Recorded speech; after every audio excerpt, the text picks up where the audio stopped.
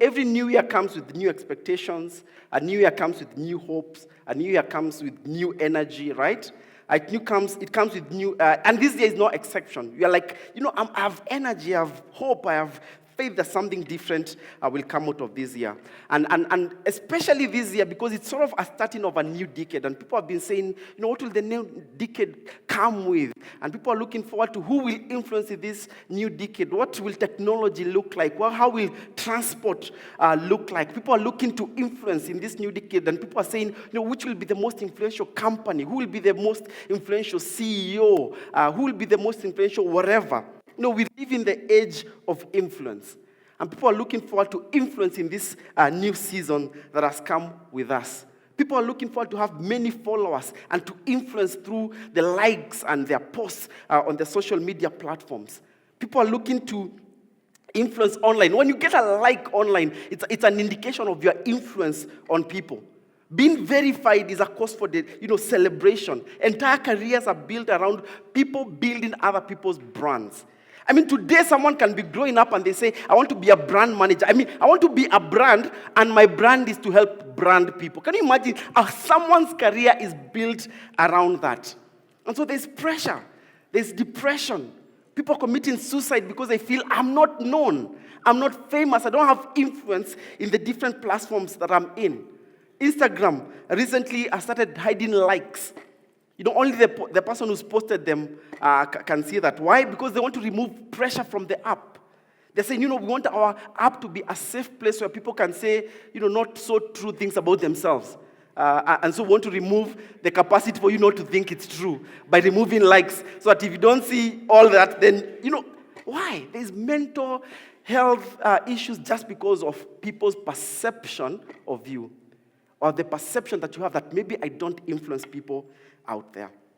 And on this topic of influence, I want you to turn to the person seated next to you whom we otherwise call your neighbor. And I want to ask you to ask them this question. Who is the most influential person you've ever met? Let me ask you, you definitely talked of someone where you talked. Now, think about that person. Let that person's name come to mind. Let that person's influence come to mind. I want to ask you this. How many of you gather each week to discuss how that person has changed your life? All right? Here's another one. How many of you listen to songs every morning or every now and then about how that person changed your life?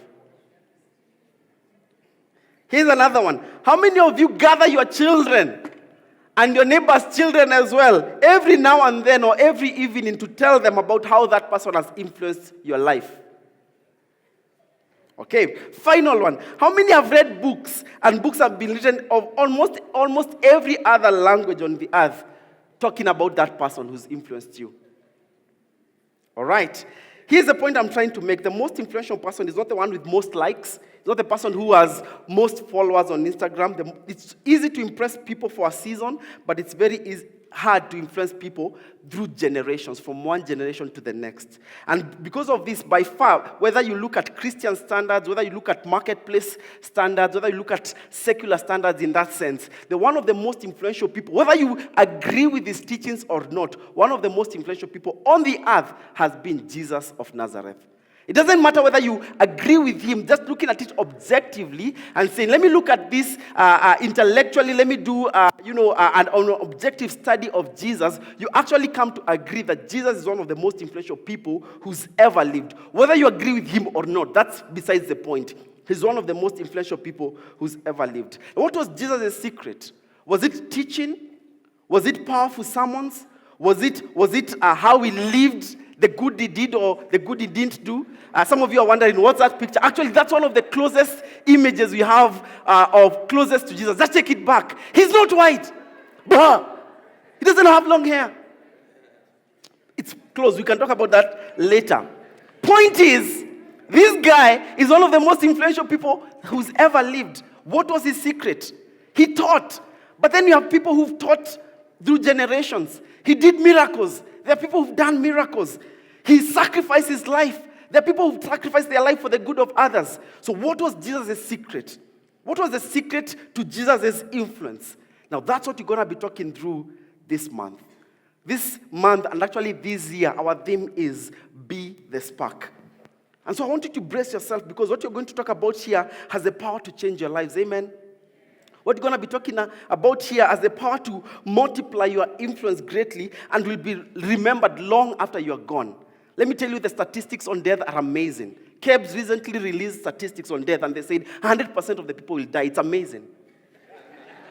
And so some people will die, and that's the end of it. But then some people will die, but then they'll keep influencing. Jesus died 2,000 years ago, but he keeps on influencing. What was his secret? Maybe we can learn something from this. The conversations we'll have this month and through this year, they're not just about having success in your life today. They're about having significance in the next generation. We need to move from just being successful in our lifetime and being significant through generation. Now, it's amazing, and we've said this over and over. Every year when the year, passes or a new year comes through, even pastors, we have pressure. We have pressure to tell you the significance of 2020. Want to go to the Hebrew calendar, tell you, Mazet, 20 means this in the biblical numerology. People sometimes start cooking those things. There's someone who said, Pasi, Jesus fasted for 40 days. That's 20 plus 20, 20, 20. I'm like, come on, man. Jesus, tutatolewa utumwani, wana wa Israeli walipokuwa Misri, walikaa 400 years. That's 20 times 20. This is mwaka wa 2020, Mungu atakutoa utumwani, akuweka katika Kanaani yako. I'm like, come on, man. That's pushing it. Here's the point. Just because, as Riga said, just because the year clocked 2020, just because, the sun made this rotation around the sun, and then, boom, New Year came, it doesn't mean that your life will just change because you had a sermon. And so this sermon is not just about listening to. What you're going to be talking about this year is not just about something that you need to hear, not just something that you need to understand, it's something that you need to practice. Amen? We need to practice. Think about it. Last year we had 52 sermons. 52. If you add worship nights, add the number there, it's probably 60, 64, something like that. Point is, you had many sermons. But if you go to January, last year we talked about multiplying, about being fruitful. How many of you can say, I heard the sermon and applied it, now I can say I'm fruitful? Second month we talk about relationships. Is your relationship still the same, or you're waiting to hear another sermon? Are you applying some of those things? That month we talked about prayer. Has there been a change in your prayer life? April we talked about the cross and embracing what Jesus did for us. Has something changed in your life? In May, I can't remember what you did in May. Point is, we did many things, but has your life changed because of those sermons? And so I don't want to preach another sermon just to let you know it or hear it or understand it. Point is, we need to move into the area of practicing what you're learning. And so don't just be intellectually stimulated or impressed by the sermons this year. Not just this one, through the whole year. And whether you hear them in church or in your home or in your car, wherever you are, desire and ask God, give me the grace to actually practice the things that I'm learning. And so let us get into the secret of Jesus to have influence, not just in his generation, but even in the generations that have come all the way to us. Matthew chapter 28, verse 16 to 20. Matthew 28, 16 to 20. Very few verses, but I believe they'll set the pace for us as we go into this year, as we go into this theme of being the spark. This is what it says. Then the 11 disciples left for Galilee, going to the mountain where Jesus has told them to go. Just keep that verse up, kidogo. So basically, Jesus had told the 11, I'm going to be, ascending in this place, so come over there. So as they go, it's actually said that other people followed them. And so at this point, they have about 500 people going with them. Yeah? We are later told in other scriptures that there are about 500 people who witnessed the ascension of Jesus. Verse 18 says this. Verse 17 rather. When they saw him, they worshipped him, but some of them doubted. Now, it's amazing that Jesus is speaking to people who, some of them are worshiping, some of them are doubting, but Jesus is giving the next couple of words to everyone. Those who are worshiping, those who are doubting, as long as you are a follower of Jesus, this is your word. It's not just for the apostles, the 11 of them. This is for everyone. For them, yes, specifically, but for all of us generally. Now, I have 1,000 shillings. This is January. Who knows verse 18, 19, and 20? Okay, let me tell you verse 18 so that I can reduce this. Verse 18. Jesus came and told his disciples, I have been given I have been given all authority in heaven and on earth. Verse 19 and 20, 1,000 shillings, January. Who knows that verse? All right, okay. Say it and then Pastor Kevin will confirm it.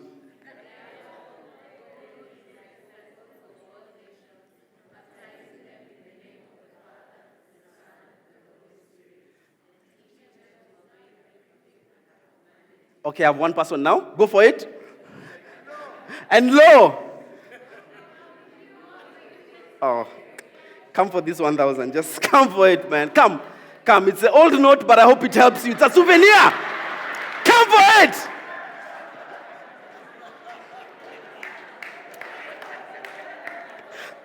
Shida za 2019 zinatufuata. Can you imagine ukiosha nguo yako? Upate ulieka 1,000. And then in January katikati. Can you imagine how it will feel? Anyway, earlier on in Jesus' ministry, this is what he had done. He had chose a group of people. He had chosen 12, what we call the 12 apostles. And then over the next 3 years, he had dedicated to working with them. That working with them is what we call in Christian circles discipleship. And so Jesus had walked with them. And then he comes to this point and he's commissioning them and he tells them, what I did with you, do it with other people as well. And so I have worked with you for 3 years. Now I'm commissioning you to work with other people for another, whatever, as long as you are living. And as you work with those people, do it in such a way that they will also work with other people. And so the key to Jesus' lasting ministry, the key to Jesus' lasting influence was in that word, make disciples. Make disciples who make disciples who make disciples. Walk with people who will walk with people who will walk with people. Now I can imagine where the disciples are. They've been walking Jesus for 3 years. With Jesus for 3 years. And then after 3 years, he's saying, all I have taught you, do it with other people. I'm like, Jesus, we don't have enough classes.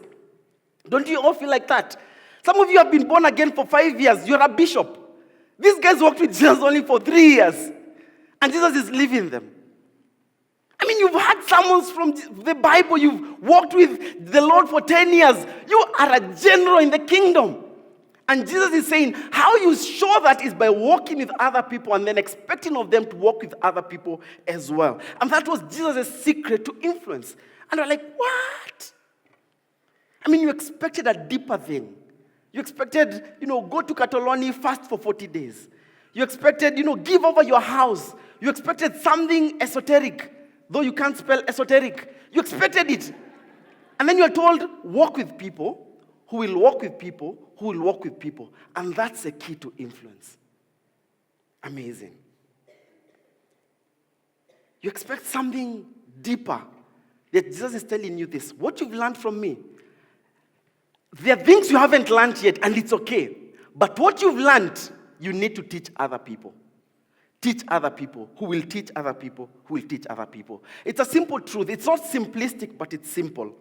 Yet maybe because of its simpleness, we feel like, I need to do something bigger. But Jesus is saying, do you want to have lasting influence long after you're gone? Do you want your death to signify people saying, hey, we learned something from you, we're going to keep doing it? Then start working with some people today. How so? Listen to what Jesus' life was. Jesus was a simple guy. Jesus was born by a carpenter's son. You know, when you think of, Jesus, sometimes we imagine IKEA. Those who know IKEA, they make big carpenter things. And you're like, that's Jesus' ministry. It wasn't IKEA sort of carpenter. It was Juakali sort of carpenter. They were actually poor. When you read the Old Testament, they were, if you are rich, you can bring a calf for dedication, or you can bring a goat or a lamb. If you're really poor, you can bring some doves. Literally, because you can get doves anywhere, right? And when Jesus was going to be dedicated, their parents brought doves. Because they were actually poor. So they were not like amazingly rich carpenters. That's where Jesus is coming from. But at this same time, Judah is coming from a place called Galilee. Galilee is in Judah, all right? Now, Judah, Galilee, Jerusalem, that whole region was actually at this point under the colonization of the Roman Empire, all right? Roman Empire, they ruled the world for almost 800 years. Can you imagine? US, some of those nations have not even been there for about 100 years. But these guys, they had ruled the entire known world at this point for 800 years. One of the biggest emperors at this time was Augustus. He ruled for 45 years. Amazing guy. He was born in wealth. He had the means. He had the power. He had the money. He had everything. He had the influence, if you may. But then today, if you walked around and said, how many, in fact, let me ask, how many know someone called Peter? Your hand up. Okay, you're called Peter also. Okay. How many know someone called John? Okay. How many know someone called Philip? All right. How many know someone called Augustus? All right. I have a couple of people born in Augustus. Point is, it's not about this person had influence and everything, but no one remembers him. In fact, the reason why we know Augustus is because he's written as a footnote in Jesus' birth story. In the year when Caesar Augustus ruled, he said, let there be a census taken of the whole Roman Empire, and that's how we know about him. Yet for Jesus, even the people he led, people want to be identified with him. How did this man, from a small colony in this Roman Empire, how did this man who had zero political power, who had no wealth, who actually walked with peace, and it's not like Jesus came and walked with wealthy people, really. He walked with everyday normal people. He walked with a normal everyday John or Peter or James or, someone, an everyday normal person. How comes he has more lasting influence than this emperor who ruled the entire known world? How come he has more influence than him? The key was simply this. Jesus took 12 young men and he decided to walk with them. He decided to pour his life into them. He decided to show them how to live their own lives as though they were, it's like telling them, this is how I would live my life if I were you. And it's the same thing that Jesus is asking us to do today. To walk with people, to disciple people, to let people live their lives as though Jesus is living their life, their everyday 8 to 5 sort of job. How would Jesus live his life if he were you? It's such a simple truth that most Christians don't apply it. We feel like if I'm going to be influential, let me start an NGO, let me start a business, let me do a big thing. If you're a student, you're saying, let me be a student rep, let me do this and that. I want to influence my generation, so let me go to a position of power so that I can I can influence people. Yet Jesus didn't give us that as a model. He said, I'm going to make disciples. This is how you're going to do it. Walk with some people. Just teach them how to do your life. How do you live your life? And then expect them to teach other people as well. Who's a disciple? This is someone who adheres to the teaching of another person. And so don't be afraid. You're not making your disciples. You're making disciples for Jesus. They're following you as you follow Christ. So ultimately, it's about Christ. A disciple is a student. He's a follower. Someone who's not just learning facts is someone who's living those things. And Jesus' words to his disciples was this: I've poured my life into you, I have loved you, I have followed God, and I'm asking you to do this. This is what I'm calling you to do for the rest of your life. Keep doing these things. And if you're going to do them, number one, you can be assured of this: you have my authority. Verse 18 says, all authority in heaven and on earth has been upon me, right? So you have Jesus' authority. What authority did Jesus have? He had authority over nature. That's why he was able to tell the sea, peace, be still. He had the authority over life. That's why he was able to raise someone from the dead. He had the authority over provision. That's why he was able to provide food for people, 5,000 people, so that people are able to eat and be filled. Just had the authority over sickness. He was able to heal people. He had the authority over a spiritual life. That's why he was able to yank demons from people. Jesus had all these authorities. And the story of the gospel, part of it is showing you the authority that Jesus has. And he's saying, because I have this authority, here's what I'm doing. I'm giving it back to you. And I want you to do this with this authority. Make disciples. So you have Jesus' authority. Number two, you can be assured of his presence. He said, and lo, I will be with you till the end of age. And so some of you are walking around and saying, I want to know whether, God's presence is with me. One of the sure ways you can be sure is start talking with some people. The moment you gather some 4 or 5 boys, some 4 or 5 girls, you can be assured that God's presence is with you right there. Oh, man. Simple yet so profound. As this new year begins, do you need that authority? Do you need his presence? The Bible is saying, make disciples. Don't live your life for you. Live your life for other people. Let other people learn from you.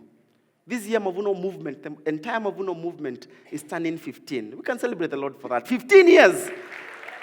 You know, the statistics show that many churches do close within the first 2 years of their existence, but God has allowed us to be here for 15 years. It's amazing.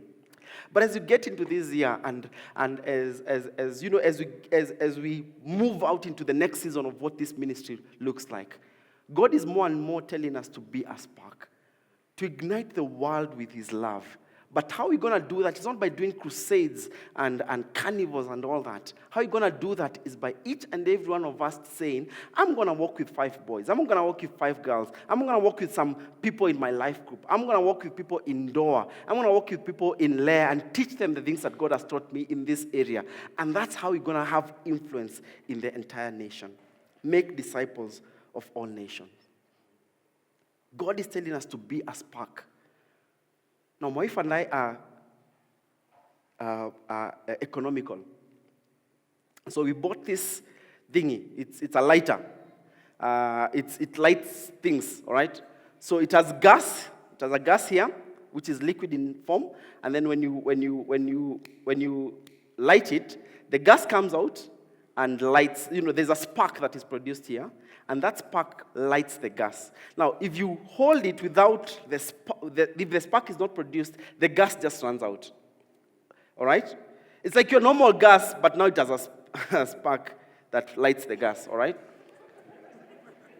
Now,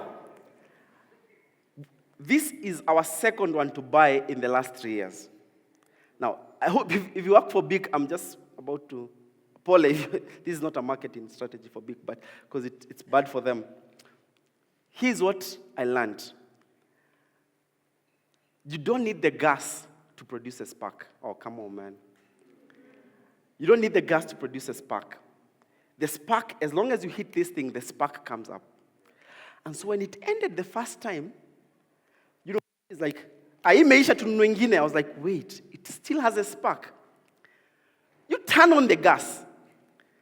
We'll get the spark. Oh.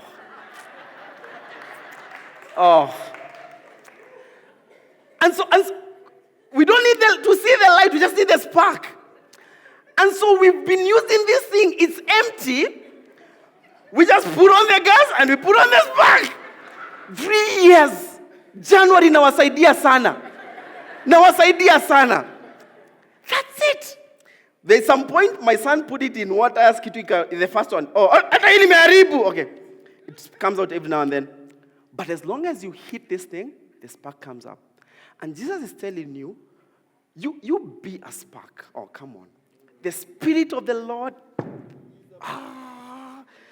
the gas has been released. You just hit the spark.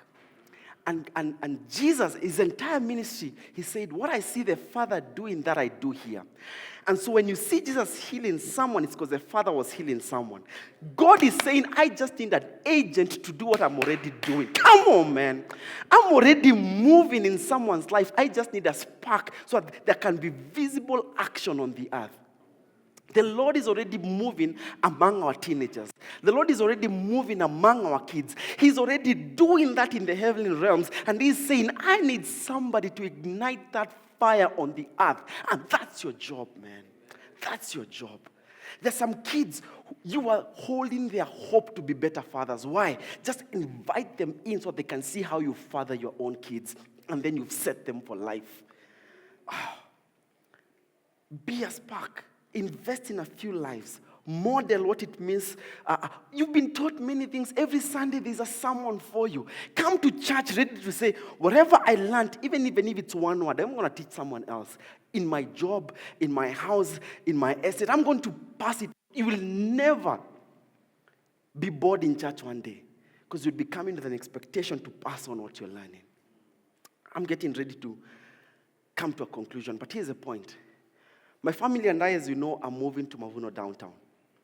And you know, we've been away for 5 years. Of course, we started here, and we were sent out by Pastor Kevin Derito and the leadership here to go and plant this church, Mavuno Lifeway. 5 years later, we are coming back. And we've been in that season of evaluating our ministry and saying, was it effective? Did you do a good job? And we've invited people to speak, and not like, come and speak, what have we done? But as we evaluate with people about this transition and as we talk with people about this transition, we've been asking them, what is it that you are getting out of this? What are you learning from this? And we've been amazed. Personally, I've been amazed that the most effective times in the ministry were not when I was teaching. I stood on that pulpit and we preached, we sweated, man, we told people, come on now, whatever, we told people everything. But those were not the most effective moments. The evaluation people are saying is, Pasi, when you call us into your house. Oh. Pasi, there's this day we were in your car. Pasi, there's this day we met in church. It's those moments when you're not preaching that were most effective. And some of you could be saying, I cannot make disciples because I don't have an opportunity to stand on the pulpit. Yet Jesus is saying, do you get into your car with people? Do you sit around your dinner table with people? Do you ever go into a hospital bed with people? You have an opportunity to make disciples. This is not for Caesar Augustus. This is for Jesus. And he started at the low of lowest so that he could show us that none of us has any excuse. Oh. When I was an intern here, a couple of stories and then I close. Pastor BX, Pastor Benson Xavier, he was the lead pastor before Pastor Kevin Reto came. When I joined, I joined Discovery. That's our leadership development program. And some of you need to do it. It's an amazing program. He sent me to do the work of ministry in Kenyatta University. And it was green. You're an intern. But remember, we met for an entire season with just 6 students. And all we'll do, I would come with Coke 2 liters. 150 shillings was my investment. Their job was to come with cups. And we'd just talk. Share our lives. We'd do sleepovers. We'd ask some of the pastors to host us. The product of that, today we have Pastor Kevin Mugambi as one of our pastors here. Yesterday, I was at the wedding of one of the ladies who joined Mavuno Downtown as a result of that ministry. One of the ladies called Ndutawa Idhima, she's a member of this church. She started a frontline initiative as a student called 12 Days of Christmas, and then it evolved into a full NGO just because we used to meet. When she came up with the idea, we said, this is the year we are going to do it. And we helped her pull off the first event that she ever did as students. Mavuno Lifeway was actually planted because of the prayers of those students. Because we used to say, can we have a Mavuno church on Thika Road? Downtown is too far. Can we have a church here? And that church was started because of those students that used to meet. We didn't have the genius. In fact, we didn't have money. But lives today are being changed in places I can never be just because of those few moments of meeting with those students. When we started Lifeway, there were some different young men, and I called them together, and we started a group called Monopoly. I know. And Monopoly was easy. We'd meet on one of the bridges at Roysambu on Saturday morning, and we'd jog all the way to another bridge. And then we'd go to a shop, buy bread. Each of them would buy bread and milk. I would come with a word. Bread of life. I had everything. And we'd go into the house, and for the next 2 hours, we'd just talk. And we asked each other hard questions. We asked, what are you doing with your girlfriend? What are you doing with your money? What are you doing with... We just asked that, not judging, just what are you doing with that? In that meeting, there was a young man called Godwin. I remember inviting him to my first ever wedding. You know how you don't want to goof on your first wedding that you're officiating as a pastor? But I called one of these young men that we went with. In that wedding, I told him, look, guy, you have a calling for ministry. I think you should do Discovery. He did Discovery. This is his 3rd year. He's the guy we are living Mavuno Lifeway to lead. Oh, come on, man. Come on, man. I'm telling you, this thing is not for genius. It didn't feature in my evaluation. It didn't add my salary. But that's what Jesus called us to do. Oh, come on, man.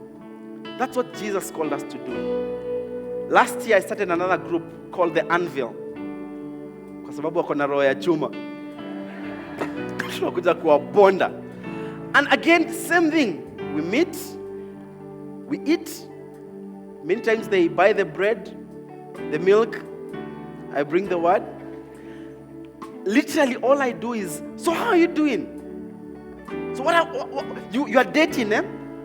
Where are you touching that lady in places you shouldn't touch her? You should only touch her heart and not go through anything else before you touch her heart.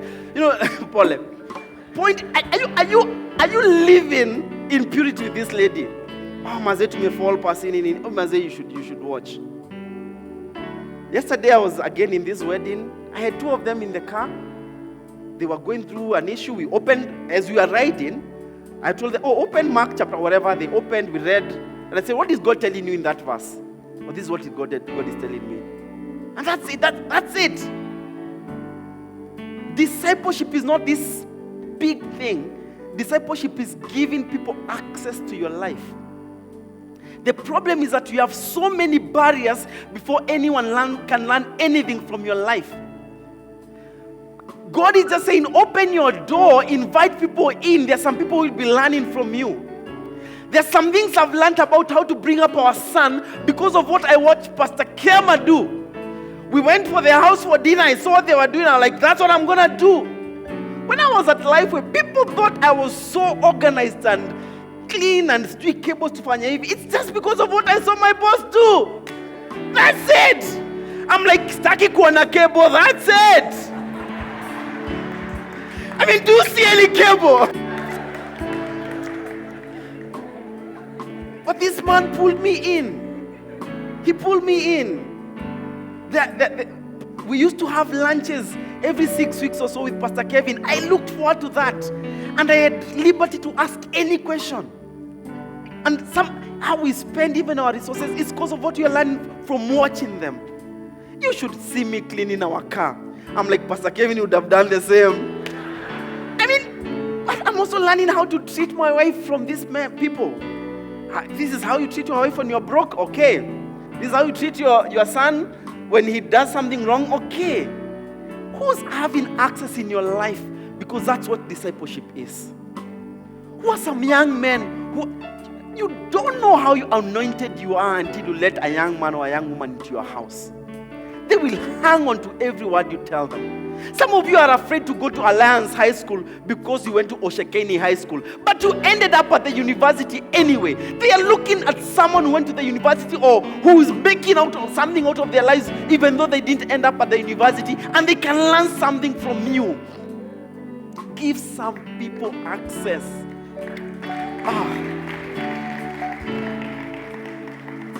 Give some people access. Let me call Pastor Lucy to close for us today. Oh, come on, man. Come on. But as she comes, I want to give you a couple of pointers to do. I want you to start in the place of prayer. And we have an amazing opportunity as we begin this year, because beginning tomorrow, beginning Monday, for the next 21 days, we're going to be having a prayer and fasting, 6 to 6. That's 6 a.m. to 6 p.m., not the other way around. It's a purpose. Fast something meaningful. Don't say I'm fasting salt and sugar. Fast food. Not like fast food, deny yourself the liberty of eating to seek the face of the Lord. You would have spent the money anyway. Use that money to break your fast every evening or when you can with someone else. Oh, you're seeing where I'm going with this. You would have eaten breakfast or lunch. I'm saying use that money to invite a student for dinner or invite a family for dinner. And as you're with them, just talk. Ask them questions, let them ask you questions, answer. If you don't know, it's okay. Just ask him to share what you already have. So bless someone else. Specifically eat with someone else. Serve people. Come to church ready to serve. Even if you've not been given a place to serve, just walk over to Mavunites Kids and say, what can I do today? Teach? I can't teach. Okay, can you write people's names on a paper? I can do that. Register people. Come and serve people. It will give you access to people's lives. Come and stand at the door and greet everyone who walks in. That's it. Just serve people. And when you can, share your salvation story. Just tell them, I was once lost, but I'm found. Just tell them your salvation story. Tell them how you met your wife. Tell them the mistakes you did. Tell them what you've learned. That's what discipleship means. Give people access to your life.